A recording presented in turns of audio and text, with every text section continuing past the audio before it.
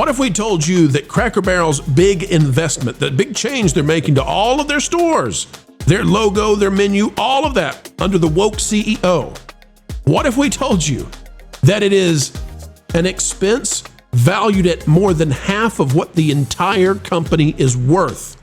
It's why they cannot drop it. It's why they cannot stop it, even as the backlash grows.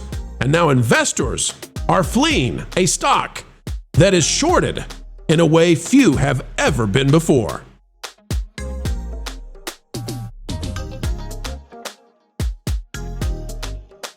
Ladies and gentlemen, it is another Wunderbar day right here on the Pro Channel. We're so happy that you've come our way. An attitude of gratitude each and every time you spend time with us. Folks, it's time to dive back into the biscuits, into the cornbread, into the beans and greens, and find out what it means to be going towards bankruptcy. Now, I can't say that. I can't give you any kind of financial advice, but things are not nice at Cracker Barrel right now. And investors, well, there's some very shady, shaky stuff going on with Cracker Barrel. You wouldn't know it unless you watch this video. Well, the investors and the analysts are not too happy with Cracker Barrel. And if you were thinking about buying the dip, well, we're not here to give you any kind of advice, financial or otherwise. Let's just say not everybody is buying into the drop. May Here's I what ask we've got. a technical question first? You may. Do grits count as a dip? In the South, indeed. That's a good question. If a biscuit is involved, you betcha. Oh, All right, it's a hot dog sandwich. out of MSN, that's more complicated. Out of MSN, which is not MSNBC in any way, why Cracker Barrel stock drop wasn't a buy the dip moment. This is by Anita Hamilton, and I believe that this is originally on Barron's. I don't see that it says, okay, right there. It was not showing earlier. There it is. Okay. Originally on Barron's, hosted by MSN. It says, when shares of Cracker Barrel fell as much as 15% Thursday in a backlash over the restaurant's chain's logo change, it may have seemed like a golden opportunity to get in on an undervalued stock. After all, a new logo doesn't change a company's fundamentals, and it might be worth the gamble if the uproar quickly blows over. But because the slide was driven largely by short interest in the stock and was accompanied by large price swings, it was probably wise, according to this author, to sit this one out. Despite 23% falling of their stock is shorted? Ruh-roh, eh? You have any idea what a huge chunk that is? My God. We'll get to it in just a minute. Despite falling 15% to around $50 a share early Thursday, the stock paired more than half those losses by end of day. The large short interest, 23% of shares available. It's crazy, absolutely crazy. Helped drive the initial decline. When more than 10% of a company's shares are shorted, that means a lot of investors expect the price to fall. So more than 10%, 23% I think qualifies. Cracker Barrel short sellers have had a tough year, and before Thursday, lost an estimated $280 million in 2025, according to an analysis from S3 Partners. Short sellers make money when a stock price falls, but coming into Thursday, Cracker Barrel was up 12% in 2025 and 40% higher over the last 52 weeks. Now, that may be because the prior years were not good, also under this new CEO who's been in charge for maybe a couple years. All right, Lou, I don't want to get into financial advice necessarily. However, that said, you are exactly right. It looks to me like the investors out there, the professionals at it, they came into this believing that the Cracker Barrel CEO is going to fail. That's why they're doing this. We heard about the logo change and all these other superficial things. They said this is an outfit whose basic service is failing like crazy, and people will become aware of it. And when they do, that'll be the end. So 23% shorted. I can't remember the last time I heard of anybody shorting a stock by 23% of their total outlying shares. That's insane. It begs the question then, Lou, did investors know that this CEO was planning to do these kinds of changes, and were they preemptively thinking this would not go over well, that this CEO has no idea what she's doing? Like, that may be baked into the cake from the very beginning of this thing. Sure, but I don't know if it's just her. It's all of these associations that they made. I mean, she did it, but I'm looking at the list of the top shorted stocks. And among the names that you'd recognize are Groupon, Remember them? I do, but I haven't heard of them in a long time. Sleep Number. Let's see, a bunch of others. I don't even know who they are, but I mean, 1-800-Flowers is 19% shorted. Kohl's is 0.43%. I mean, 23% is just insanely low confidence. What do they call it when they have a no confidence vote in the parliament in England or Canada or wherever? That's what you call a no confidence vote. Absolutely. How much was GameStop shorted? I don't know. I don't remember now, but it was pretty nuts. Vash, why don't you go and look that up, see if you can find out what. But all I'm GameStop saying is, if there's that Wall many Street people bets doing it isn't in the last 5 minutes when they announced all this stuff. That everybody thinks, oh gosh, they changed the logo and they're painting the walls white. That's not the news. The news is that they've been degenerating their service and quality for years and emphasizing all of this other stuff with money for years, and nobody paid attention until now. Well, the other thing you can say is, all right, so that Barron's article, and we're not trying to give our assessment, we're just trying to relay what's happening, okay? No advice. But the Barron's article is talking about how, in their assessment, it's not time to buy the dip. And so what does that say? Well, very simply, I think anybody can figure this out. What Barron's is trying to relay to their readers is, it's going to get worse. Exactly. It hasn't dipped enough yet. Right, and the double down is here. They're not apologizing. They're not changing. The best they've done so far is come out and say, we messaged this poorly. We're sorry you were offended. Right. They are bulldozing full force ahead. Wizard, when you look at the situation with the Cracker Barrel stock, where it has dropped, but there's expectation, I guess, anticipation within the analyst crew that this is going to do even worse. What say you as, like, if Cracker Barrel came out today or tomorrow and said, hey guys, we're going to put the guy back in the logo, and we're going to paint like the store area. We're going to paint that, but we're going to leave the dining rooms alone. And that stupid thing we did with the peg game, that's nonsense. So that's out. What would happen to the stock, Wizard? Like, would this thing turn around if they just said, mea culpa, we screwed up? What's fascinating to me is the amount of money that has been spent on this rebranding. And that is why I think they can't roll it back. The quotes that we're getting is that it's $700 million that is going into this rebranding effort and remarketing effort to try and jumpstart this stock, which has been declining over the last 5 years. Unfortunately, they stepped on a social media landmine. And personally, I believe it's because they've spent $700 million that they can't roll it back. Hang on just a second. Hang on a second, Wizard. Where are you getting the $700 million from? Well, so that is what is coming out of. I got to put my glasses on for this, but it says you old man, you. Post, come on, Gandalf. Get your glasses on, Gandalf. What do you got? See here, FSR magazine is saying $700 million has been put forward towards this. Actually, we've been working on a video on this one myself. So okay, yes. Hang on a second. Hey, I got to show you something. You might use this for your video. Are you ready for this? Tap me in, Coach. Okay, you're not gonna believe this, ladies and gentlemen. Look at the market capitalization for Cracker Barrel. $1.2 billion. Oh, Wizard, you're telling me that a company with $1.2 billion in market capitalization has committed to a $700 million redo of the entire company that is utterly hated by its consumers. $1.2 billion in market capitalization, and they're spending $700 million on this. If I can bring back my time-honored phrase. I'm about to fall out of my chair. It's worse. No, it can't be. I just looked. You know how we just did all that math about rides and time spent and what they were worth?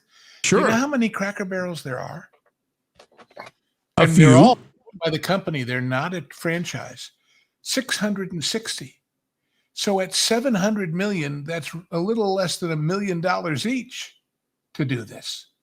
Right. Well, paint doesn't cost that much. and stripping the walls of all the cool stuff. Doesn't cost anything. So what and putting else some are they Hobby doing? Lobby stuff if up they there. spent $1 million improving the food quality and service at every one of those restaurants, do you think it would pay off? I bet Hobby Lobby gave them a real discount for the stuff they're sticking up on the walls now. I'll tell you something else. All of that gimcracky stuff that's always in their stores out front, in the dark wood, it's cute and it's quaint. In the bright light of that cream-colored wall, it just looks cheap. Well, that's why they're painting it rainbow colors. Right. To provide a little bit more context on what I was asking about before, approximately 140% of GameStop's public float had been sold short. And that's what led to the say it again, shorts. please. Vash, what was the percentage? 140%. And that's what led to the short squeeze, apparently, according to the source right here. I'll say this. Okay. This is what we're experiencing here at Cracker Barrel. I mean, look, it's by design. When you look at the big players, when you look at BlackRock having 3.13 million shares, about 14% of the company's shares, Vanguard having about 11.37% at 2.53 million shares. I mean, it's this is what you get. You get this Gensler effect that we've seen at Disney, with every single new project and even existing spaces and so forth, completely wrecked and ruined and so forth, made more modern and friendly and appeals to the modern demographic.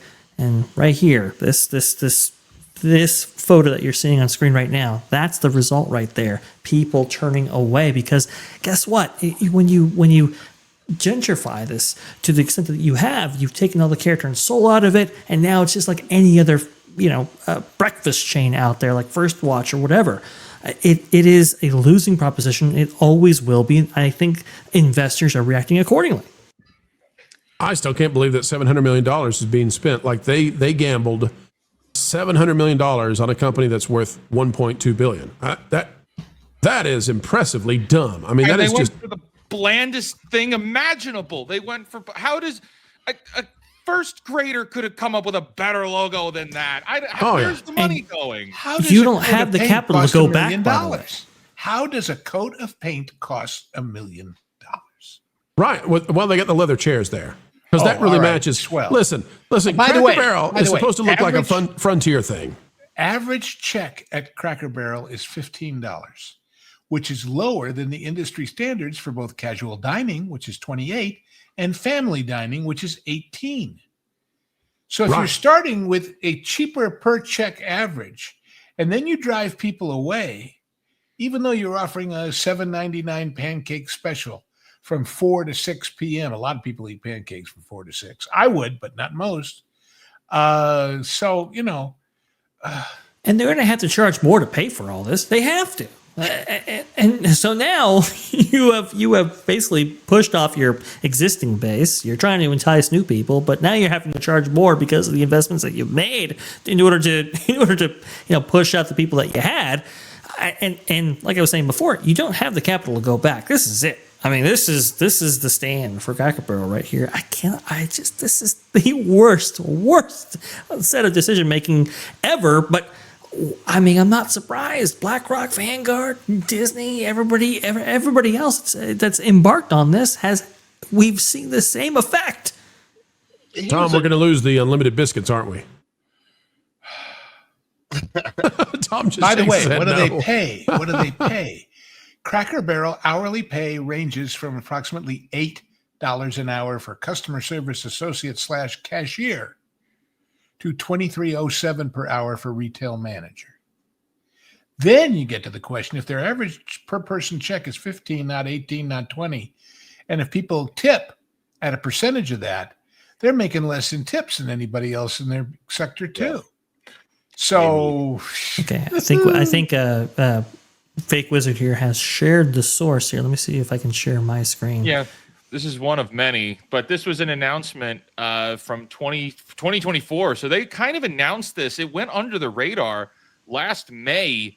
It must have been one of their earnings calls where they announced this, but then this is where I was able to find it. 700 million, massive transformation with traffic down 16% year to date. the family dining chain is embarking on rejuvenation efforts to enhance its relevance to new and lapsed customers. Oh, yeah. That's some we didn't catch it then, but now that we've seen what that 700 million has gone to, I can't say I'm too thrilled. But then it's worth more than half the company's entire value. And I would only point out the blandest branding you could imagine. It is an absolute axiom of all business, taught in every business school and proven in experience. An existing customer is always cheaper to keep than acquiring a new one. Yes. So if what you're saying is, A, we want to acquire all these people who don't come to our restaurant because they think we're old and fuddy-duddy and white.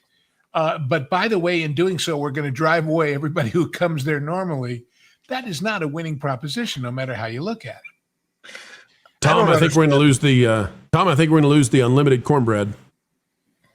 I'm totally destroyed on a cornbread thing. When the CEO goes on ABC's Good Morning America to talk about this, it was in relation to the backlash they were already getting before all this blew up. And where did she go, Vash? She went to Disney. She went to ABC. Disney probably called her and said, we're doing this thing with Frontierland that's really similar. And if you could smooth this over, this would be great. We'll take notes. Wait. The next announcement will be, the bad news is we're ripping out the rivers, we're tearing out all the Western stuff, and we're taking all the American stuff away. But the good news is, right next to the Beacon Barrel, we're going to put in a Cracker Barrel. Hey, there you go. Ron, Katy Perry, I hear she's looking for some sponsorships. Maybe she could do, she could do for Cracker Barrel what Sydney Sweeney did for jeans. I don't think that's going to happen. When you compare what Sydney Sweeney looks like in the Cracker Barrel t-shirt with what Katy Perry would look like, it's Sydney Sweeney for the win every time. Look, the thing about our recent visit, I had a recent visit to Cracker Barrel before I knew about any of this stuff that was going on, and we went inside. Hey, hang on a second. Vash, scroll back just a minute. Scroll back for a second. The wall art that was just on, oh no, we're not going to be able to get it. When the radish picture comes up, I just want you to pause it. Vash, you keep an eye on the radish picture on the wall, okay? Go ahead, Ron. Well, okay, so we went in there, and I was just with my mom, and I don't know, we've done some shopping. It's by Target. And my mom is probably the core demographic. Okay, hold on, Ron. Go ahead. I just want people to see what we're dealing with here, okay? White radishes. This is the level of theming they're doing. I swear I think that's AI. They've got AI radish art on the wall. That's horrible. Fake radish art. No way. That is horrible. So they're getting their designs. People did that re-theme in Disneyland. Terrible. All right, so Ron, go ahead. We sit down, and the waitress comes by, and my mom said immediately, I can't find the senior menu. I'm looking for the senior menu. And the response was, we don't have it anymore. They've done away with the senior menu, which is, of course, if you're over 55, smaller portions, as well as smaller prices. That was a staple. That was something that my mom went out of her way to go to Cracker Barrel for. That's the core demographic of Cracker Barrel, is older folks, senior citizens, people that are looking to go back in time. It literally is called the Old Country Store. And in one of those things that you were showing up there, I think somebody had done like a reel or a short of it, and it said they're wanting a modern. What was it? A modern take to the Old Country Store, or a modern update to the old? I mean, it's an Old Country Store. You cannot make a modern update to that. No, Ron. The Old Country Store. The 25-year-old mimosa drinkers. They're going to come in like crazy. They're going to love it. They're going to buy up all the alcohol at Cracker Barrel because that's what it's known for. Yeah, the fact that they're even selling alcohol there anymore. I mean, cheap for OJ. A place that's largely for people who are making road trips. Yeah, let's get them drunk. Yeah, that's right. It's literally for road trips. That's a great point, Lou. And use a bunch of servers who have no concept of you're being overserved and those kind of laws and responsibility. That's right. That's right. Yeah, that'll work. So my only point was that if they would have taken, if they wanted to spend money, they should have spent money putting it into, hey, what do the guests want more of, and how can we get the people who are coming here to come here more frequently? Because that's the biggest issue, is that there's so much competition in the restaurant business that Cracker Barrel will build its bigger core audience by getting the people that already come there to frequent there. Where I live walking distance from a Cracker Barrel. I could literally go there every day. If they wanted to win me as a daily customer, you'd have to find something that they could put on the menu that would get me to go there every single day. More dumplings, as it's in the it's the cowbell equivalent of the restaurant. Yeah, Night Rider 73 says more dumplings. More dumplings for less price would be great. The only thing that I order at Cracker Barrel is the meatloaf and the dumplings with the unlimited biscuits and cornbread. There you go. And by the way, who's their competition?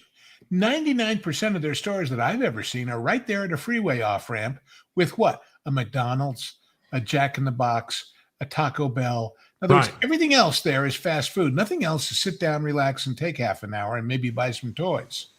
So and the reason they started out with being next to freeways, highways, and so forth. They used to sell gas back in the day. Yeah, they cut that from their services. But they have the store. They have the restaurant there in a sit down fashion, Lou, because it was supposed to be a place. And my point is, like here, if I want to go to the nearest one to me, I have to go to where there's a freeway on ramp and off ramp to get to one, because that's the only ones there are. So they're not competing against the other family dining places in town. They're competing against fast food. If you can't beat fast food with your quality, you lost. Sorry. They're also not fast. I mean, the Cracker Barrels that just anecdotal experience over the last few years. My family and we used to look for Cracker Barrels when we were traveling, because where we lived, there was none nearby. So it was a special thing for us in New York. And there was they're not fast anymore. Well, so and what do people look for instead? I'll give you an example.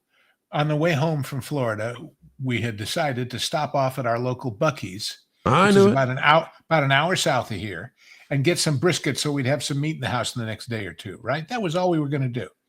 And we're getting close, and my partner in life, who is driving, says, "What exit number is it?" I said, "What do you care? They're going to let you know, believe me, with signs everywhere telling you, get ready. It's the one after this one. It's coming soon." That's right. I don't think we'll pass it by mistake. Well, that used to be the way it was with Cracker Barrel. You saw that big sign from a long distance and knew there was one there.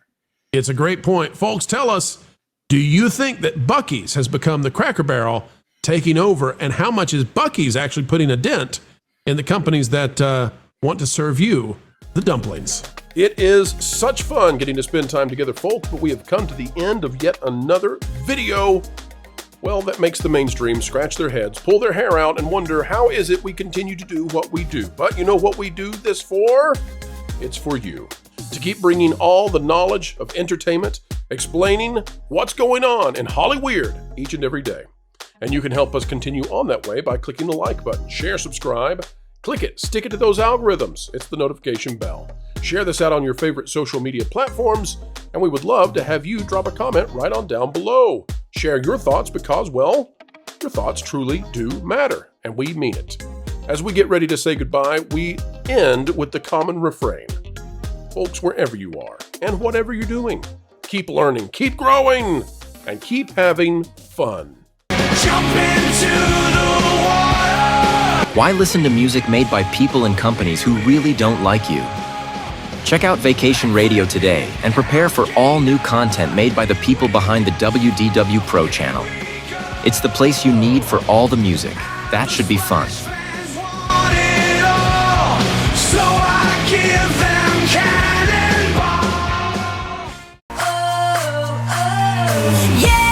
Hundreds of songs, every genre you can imagine. Listen live on YouTube and enjoy a set list that's always sunny. It's Vacation Radio.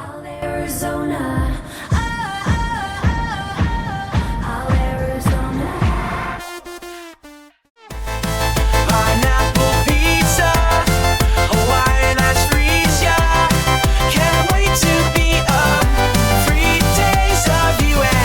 What are you waiting for? Every WDW Pro video has a link to Vacation Radio in the video description. Try it out and subscribe today.